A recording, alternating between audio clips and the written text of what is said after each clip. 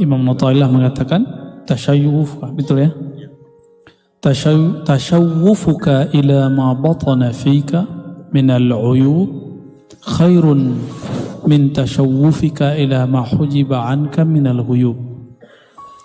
Jadi godaannya kajian kita malam ini adalah godaannya orang yang mempunyai hati yang sensitif, kolbu yang tajam. Apa godaannya? Ini yang mau kita kaji di hikmah yang ke-32 atau 40 ya. Tasyawufuka itu berarti kecenderunganmu ingin mengetahui ila ma batana fika minal uyub, untuk mengetahui apa yang tersembunyi di dalam dirimu daripada aib, khairun, lebih baik, min tasyawufika ila ma hujiba anka minal ghuyub, daripada engkau disingkapkan alam gaib atau yang tidak tampak secara kasat mata, isi hati orang, benda di balik tembok, sesuatu yang tersimpan di dalam perut bumi. Godaan-godaan untuk mengetahui ini itu akan terjadi pada orang yang sedang berlatih spiritual. Apapun alirannya, apapun agamanya, sama semua. Jadi kalau orang sedang belajar ilmu-ilmu tentang spiritualism, apa yang terjadi? Kerohanian, dia tertarik ingin ngetes isi hati orang. Ya, benar nggak? Tertarik untuk mengetahui isi pikiran orang, ingin ngetes apa yang terjadi hari ini, adu-adu kesaktian. Itu ujian-ujiannya. Lalu apa kata Imam Nu'taillah Iskandari? Engkau melihat aib di dalam dirimu, tersingkap aib dirimu, itu lebih baik daripada tersingkapnya alam ghaib. Aib, ghaib beda, ain ma ghain aja. Beda ain dan ghain itu sudah beda makna. Ya. Ternyata kebanyakan orang memandang dirinya nggak punya aib, memandang dirinya sempurna, sehingga tidak ridho aibnya dibuka. Akhirnya dia lebih sedang membicarakan orang lain karena merasa dirinya suci. Nah, ini yang terjadi di kebanyakan orang-orang yang sedang belajar ilmu-ilmu kerohanian.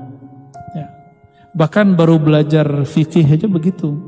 Coba kalau belajar bid'ah, sunnah bid'ah, pengennya ngapain? Bidahin orang, ya kan? Belajar ilmu akidah, pengennya ngapain? Nyesatin orang. Itu godaannya sama. Orang begini jadi mufti. Apa jadinya? Muftinya suka mencari kesalahan kelompok-kelompok yang ada, bukan membina. Kalau orang ulama harusnya membina umat, bukan nyalahin umat. Kalau enggak, untuk apa dia jadi ulama? Untuk apa dia duduk di majelis-majelis ulama, di jabatan-jabatan keulamaan? Untuk apa? Untuk cari kesalahan orang. Berhenti aja jadi ulama, ya. Ulama itu orang yang takut kepada Allah. Orang yang takut kepada Allah sibuk dengan aibnya, bukan sibuk dengan kelompok lain. Maka kita agak kecewa kalau ada tokoh-tokoh yang menganggap dirinya ulama lalu sibuk dengan aib-aib kelompok-kelompok yang masih ahlus sunnah wal jamaah, yang masih bertasawuf dengan baik, yang masih berfikih dengan baik, bersyariat dengan baik. Itu agak kecewa besar saya, ya.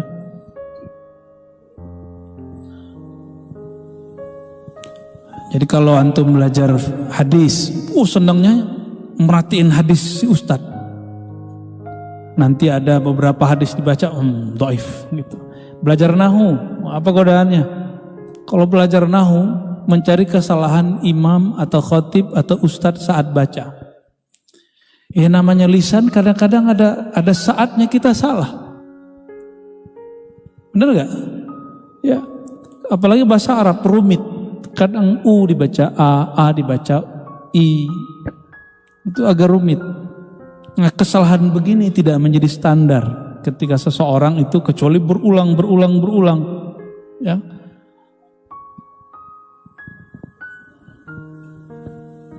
Jadi mulailah dari malam ini mendisiplinkan kerohanian, tidak mencari aib orang.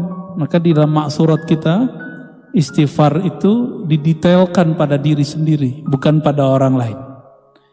Maka berdoalah, ini doa. Ya Allah, tutuplah aib saudaraku dari pandanganku. Coba doa begitu setiap hari.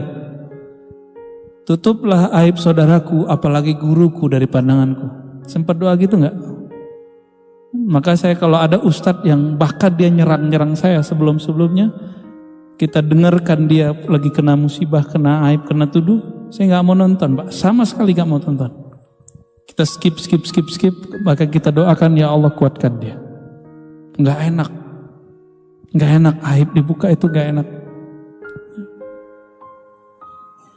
Nah, ilmu ma'rifat itu dan keramat itu aurat. Bahkan aib jika dibuka mesti dibungkus. Kita punya aurat nggak Pak? Mau nggak auratnya dikeluarin? Mesti dibungkus. Oke? Maka kajian ma'rifat mesti dibungkus dengan dalil, baru boleh ditaruh di luar. Ya. Dan sejauh ini kita sedang selalu berusaha untuk itu. Jika ada yang kurang tepat, silakan kasih tahu. Ya. Nanti mana yang kurang tepatnya kita benerin. Kecuali antumnya yang kurang tepat memahami. Ya. Itu lain cerita itu, ya. Nah, ada orang nggak paham satu bab, lalu ada orang lain buka, dianggap, itu kajian tinggi, jangan dibuka. Nanti umat keblinger. Dan keblinger dia, umat enggak kecanduan, ya enggak? Antum itu enggak mampu baca kitab, enggak apa-apa. Tapi jangan sampai ruhnya ketinggalan. Kualitas rohaninya harus tetap dijaga. Enggak mesti bisa baca kitab. Maka santapan rohani, ma'rifat rohani bukan saja untuk yang mampu baca kitab. Bukan hanya untuk santri dan kiai. Jadi saya tidak sepakat dengan orang-orang yang mengatakan kalimatnya benar, kalimat begini. Benerin aja syariat dulu. Itu kalimat benar. Yuradu bidzalikal batil, tapi maksudnya batil. Untuk menghalang-halangi orang buka ilmu kajian-kajian ma'rifatullah. Justru membenarkan syariat itu dengan berhakikat. Ya. Supaya syariat itu terisi, maka syariat harus diisi ruhnya. Ruhnya itu adalah hakikat dan ma'rifat. Kalau enggak hambar. Itu yang ditulis oleh Imam Zarruq di dalam kitabnya Qawaidut Tasawuf, yang ditulis Imam Sya'rani dan lawaqihnya, bahwa orang-orang yang berfikih tapi tidak belajar ilmu qalbu, itu sholatnya hambar, zikirnya hambar, baca Qur'annya hambar, ngajinya hambar, nggak ada rasanya, puasanya juga hambar, terasa jadi beban. Ini yang dikatakan oleh Sidi Syekh Abdul Qadir Jilani dalam Ghunyah. Kalau belum sampai pada tahapan murad itu orang berma'rifat, maka rasanya masih beban kalau beramal. Tapi kalau sudah murad, jadi murid sama murad, bedanya apa? Murid sama murad. Murid itu berusaha melawan malas, melawan ngantuk, melawan bosan, itu murid. Kita semua ya, benar gak? Benar ya? Lagi berusaha melawan kemalasan. Sedangkan al-murad, orang-orang yang sudah dikehendaki Allah mendapatkan ma'rifat, jauh aja dikejar.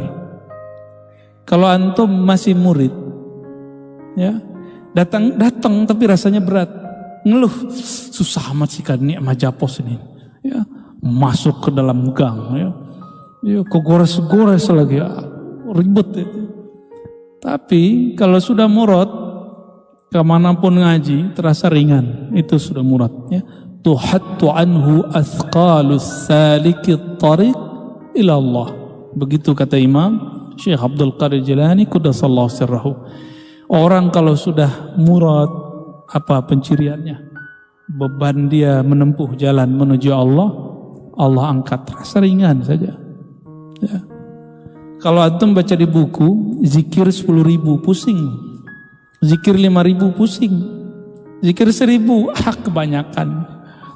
Tapi kalau guru sudah perintah dan Allah sudah terbitkan nur dalam kolbu, berarti sudah mulai jadi murad. Itu 1.000 sedikit, malah kecanduan, dikit amat lanjut gitu. Kalau udah begitu, udah mulai jadi murad ya. Murad itu yang dikehendaki mendapatkan ma'rifat oleh Allah Subhanahu wa taala. Udah enggak sempat mikirin aib orang. Ini ada orang belajar tasawuf tapi gunanya mencari kesalahan orang bertasawuf. Itu belum itu. Ya. Kita udah enggak sempat mikirin orang lain. Kecuali dia datang depan kita baru kita sempat mikirin dia. Ya. Baik, Allahumma shalli ala sayyidina Muhammad ya. Saya ucapkan selamat untuk merbot yang berangkat besok ya. Semoga diberkahi. Ya, enggak perlu diajarkan tapi saya ingetin aja. Kalau di Mekah banyak-banyak zikir tauhid. Di Madinah banyak-banyak sholawat kepada Nabi sallallahu alaihi wasallam. Enggak usah ngeliatin orang kiri kanan, udah merem aja sebut la ilaha illallah. Banyak-banyak ya. Pandang Ka'bah, ingat yang punya Ka'bah. Ingat yang disembah. Bukan Ka'bah yang kita sembah. Maka tidak boleh mengaitkan hati dengan batu bata yang ada di Ka'bah, tapi kepada yang memuliakan Ka'bah. Ya. Sampai di Madinah kita nggak nyembah kubur, kita mencintai orang yang dikubur di situ, Sayyidina Muhammad sallallahu alaihi wasallam. Tolong dibedakan cinta dengan menyembah. Ya, orang cinta berkorban. Ya, cinta itu ya nyebut-nyebut, nangis-nangis, haru. Tapi kalau orang nggak cinta ya halu. Jadi yang halu itu orang nggak cinta. Dan orang-orang nggak cinta menuduh orang lain halu, sedangkan dia tidak. Ya suka-suka dialah ya. Man dalla ala khairin kafa'ilihi. Siapa yang menunjukkan, memfasilitasi kepada kebaikan, maka dia sama seperti pelakunya. Jadi siapa saja yang membantu orang berangkat haji, umroh, bisa ibadah, bisa berdakwah, bisa ngimamin, itu pahala yang berangkat, yang azan siapa nih? Yang muazin, yang imam, merbot, yang bersih-bersih semua segala macam. Insyaallah kita dapat pahala memberangkatkannya dan keberkahan dari amalannya. Ya, amin ya rabbal alamin. Itulah rezeki. Rezeki itu bukan sebanyak gaji. Rezeki itu tergantung pemberian Allah yang maha memberi rezeki. Ya. Man dalla ala khairin kafa'ilihi. Jadi bapak-bapak jangan kalah. Ya, bulan depan bapak-bapak yang Batungan ya. Ya, masa kalah sama ibu-ibu? Itu karena ibu-ibunya rajin ngaji, bapaknya sok sibuk bekerja ya. Sok sibuk, tar keburu meninggal. Ya. Al-haqqu laysa bimahjubin. Hikmah yang berikut. Ini temanya sudah lain, tentang kenapa sulit berzikir itu. Yang sulit itu Allah yang terhijab atau kita yang terhijab? Allah yang terhalang atau kita yang terhalang? Allah yang sulit atau kita yang sulit? Maka dijawab oleh Allah Subhanahu wa taala, oleh Imam Athaillah Skandari dengan kalimat al-haqqu laysa bimahjubin. Allah al-haq yang maha hak. Al-haq itu digunakan dengan kata hijab, itu menunjukkan al-haq itu yang maha real. Dulu di Pakistan ada seorang filosof namanya Muhammad Iqbal. Ya, bukunya bagus sekali. Islamic Thought, berbicara tentang bagaimana mereformasi pemikiran Islam di zaman Islam sedang runtuh. Silakan dicari bukunya. Ya. Dan dia termasuk orang yang meluruskan cara berpikir beberapa filosof Prancis mengenai Islam dan konsep ketuhanan. Ya. Muhammad Iqbal itu menyebut Allah Al-Haq, lalu beliau mengerti, oh inilah alasan kenapa dulu Al-Hallaj mengatakan Anal Haq. Anal Haq itu bukan aku Tuhan, tapi kata Al-Hallaj, aku sekarang menjadi real, benar-benar real, hakiki, bahwa aku seorang hamba yang hina, hanya Allah yang betul-betul ada. Itu makna dari Muhammad Iqbal, ya. Wa innamal mahjub anta anin nazari ilaih. Yang terhijab itu bukanlah Allah, karena Allah tidak mungkin terhijab. Apa arti hijab? Penghalang.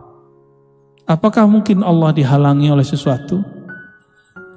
Wujud Allah itu bukan benda, bukan juga benda itu jisim. Jisim itu lawannya, ada jauhar, ada arad. Bukan arad. Arad itu karakter, kondisi, sifat yang melekat pada benda. Kalau ada kursi, mesti ada tempatnya kursi. Maka tempat itu namanya arad, kursi itu jisimnya. Paham ya? Ada wajah, ada indah, cantik, tampan. Wajah, bentuknya itu, nah bentuk wujud itu ada 3 jenisnya. Ada wujud yang hakiki, bentuknya ada bendanya. Ada wujud fil azhan, dalam fikiran. Maka coba merem, kelihatan gak Monas? Kelihatan, maka itu namanya wujud fil azhan. Seandainya masjid di Majapos ini hancur, masih kebayang gak di kepala? Masih. Ada kawan kita yang sudah meninggal, ingat 1 orang aja. Tuh, masih ada kan di kepala? Masih ada. Namanya wujud fil azhan, yang membagi ini Imam Ghazali. Ya, ada wujud fil a'yan, realitas. Yang ketiga, wujud fil lisan, wujud dalam bentuk ungkapan nama. Maka setiap wujud ada namanya. Setiap yang ada mesti ada namanya. Nah, Allah itu wujudnya bukan wujud benda, maka dia tidak mempunyai karakter tempat. Tidak perlu ada arah.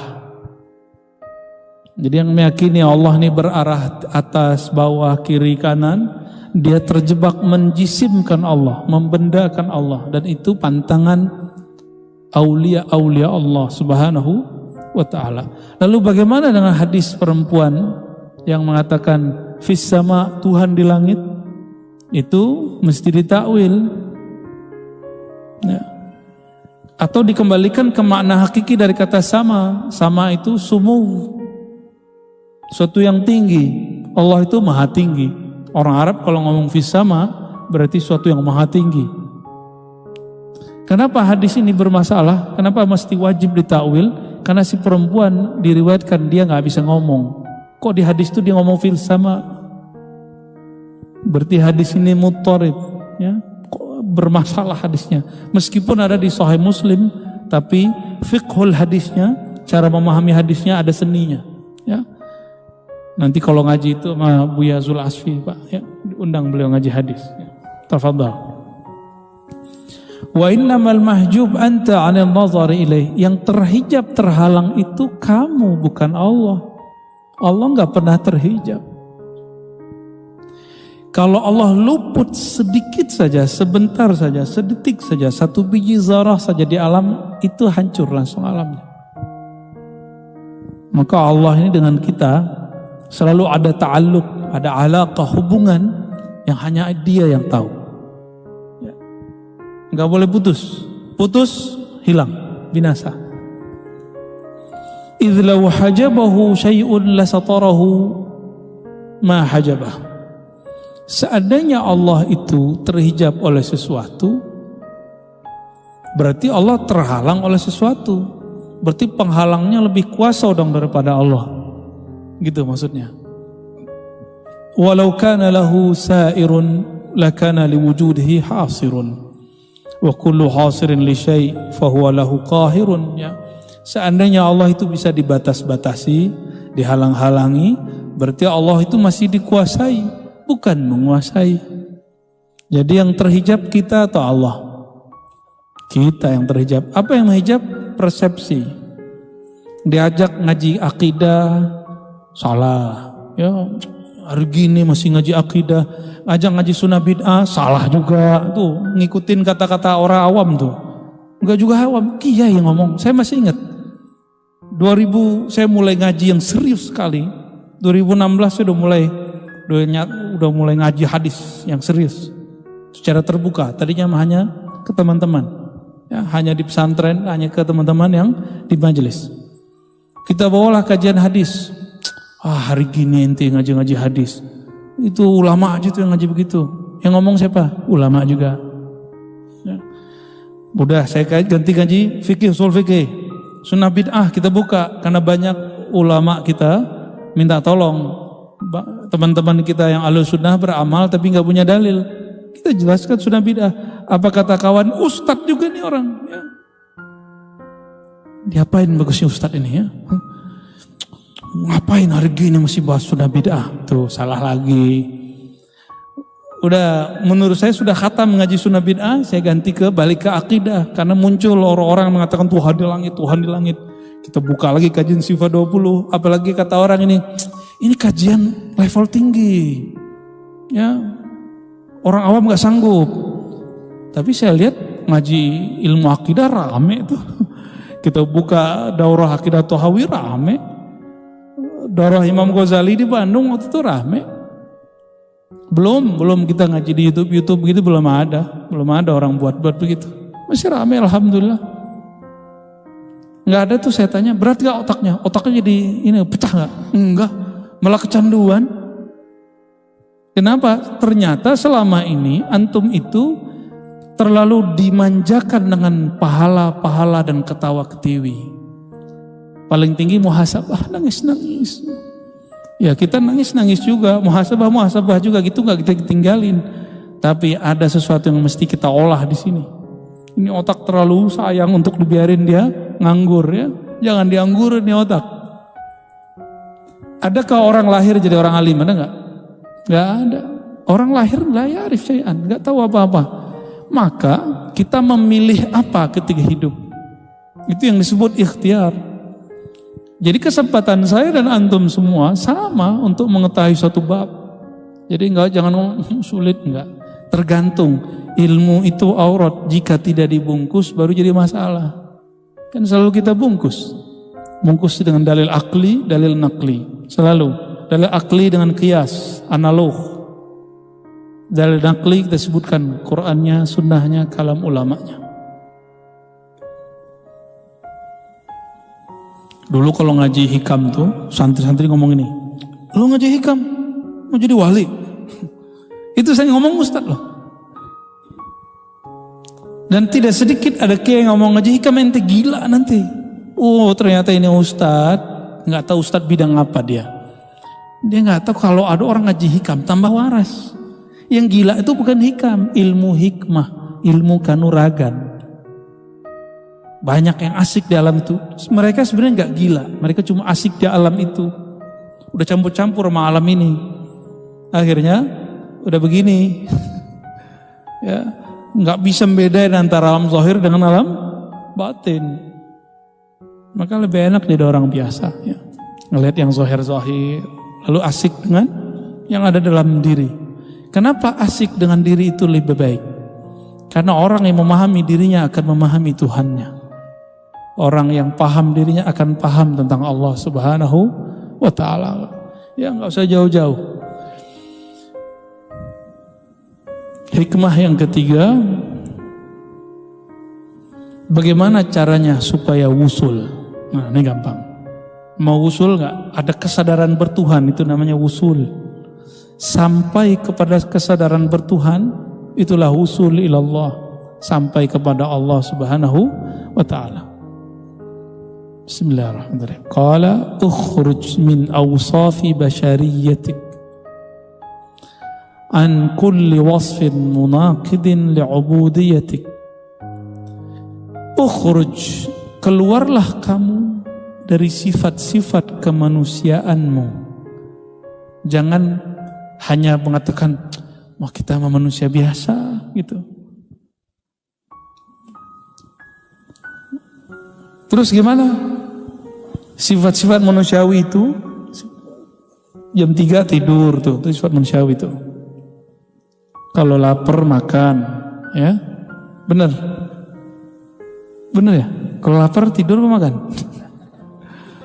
Ya, kalau haus minum. Apalagi ngantuk tidur tuh. Itu sifat manusiawi namanya. Kalau sepi cari teman ngobrol, ya enggak? Itu namanya sifat manusiawi. Coba sekarang yang tadi dikurangin. Kurangin tidur. Gak usah banyak-banyak, 1 jam sehari, setengah jam.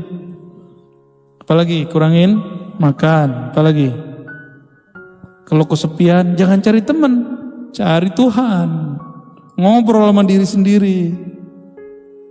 3, apalagi kurangin angan-angan. Kalau akal jangan dikurangin Pak, kurang akal bahaya. Yang dikurangi apa? Angan-angan yang dikurangi. Ya. Angan-angan itu keinginan tapi nggak dimulai dengan usaha. Itu angan-angan. Yang ada usahanya disebut cita-cita. Ya.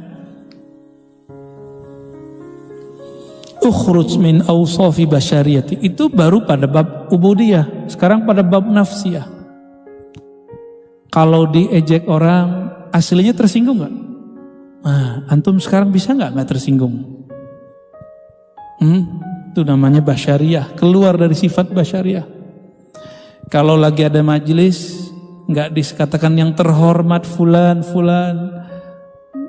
nggak disebut namanya, gimana? Antum nyaman biasa aja, berarti sudah mulai hilang, sudah mulai keluar, ya. Dibully orang merasa terhina nggak? Coba nggak merasa terhina, bisa nggak? Yang penting kan kita suka berteori dari dulu. Yang penting mah di sisi Allah. Coba ente dibully, kuat nggak? Ya, ngomong doang ya. Coba rasain masa-masa itu. Oke. Orang biasanya kalau lagi panik, sakit lalu dia panik. Ada orang bisikin, kamu datang ke sana, datang ke sana. Mau dokter, mau dukun, datang. Nah, kepanikan itu bagian dari basyariyah. Itu mesti dikurangi. Panik. Kalau disenggol orang gimana? Dibel. Kita lagi asik-asik dibel orang. Terus ngomongnya apa? Belagu loh, yang belagu kan kita. Ya. Tersinggungan itu, emosi ini bagian dari basyariyah. Ya, basyariyah.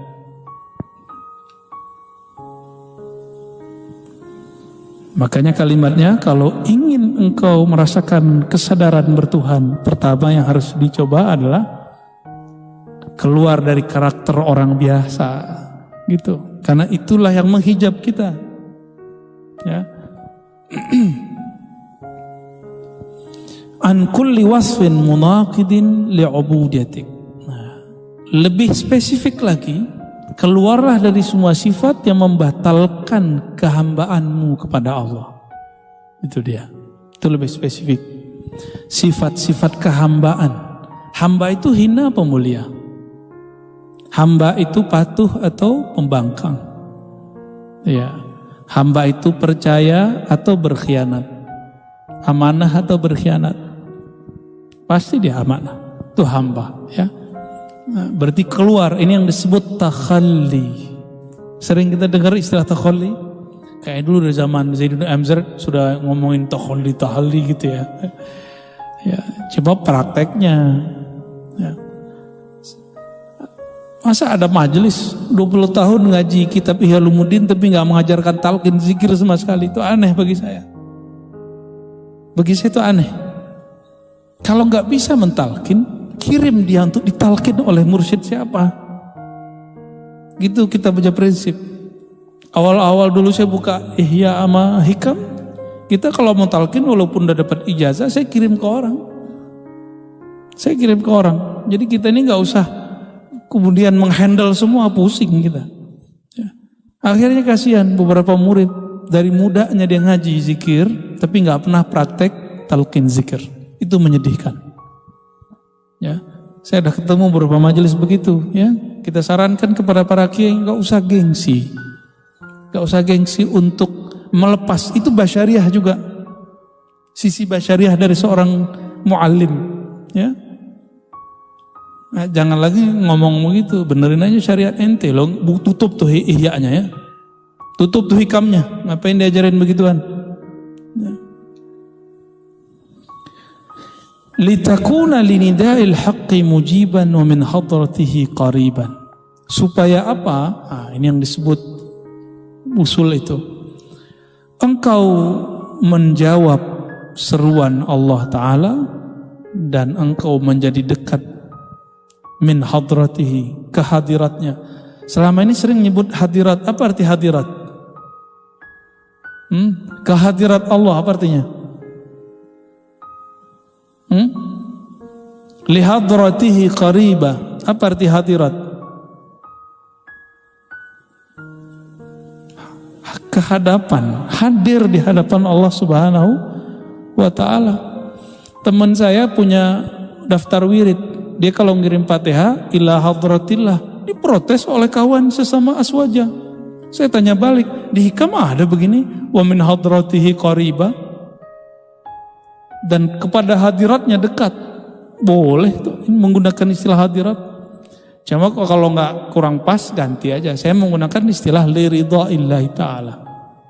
Ya. Tapi gunakan li hadratillah boleh, supaya menghadirkan rasa di hadapan Allah. Al-Fatihah kan boleh-boleh aja tuh. Bukan ngirim Fatihah kepada Allah. Allah mah gak butuh Fatihah kita. Ya, Rasulullah butuh Fatihah antum enggak? Enggak. Maka kalau disebut ila hadrati ruhi Rasulullah SAW, Nabi enggak butuh. Kita butuh. Kita kirim kepada beliau, ada nur mengalir kepada kita. Nur itu yang kita butuhkan. Terkoneksi itu yang diperlukan. Ya. Jadi hudur hadratillah itu hadirnya sang hakikat diri di hadapan Allah yang maha sejati. Itu yang disebut ila hadratillah itu. Ya.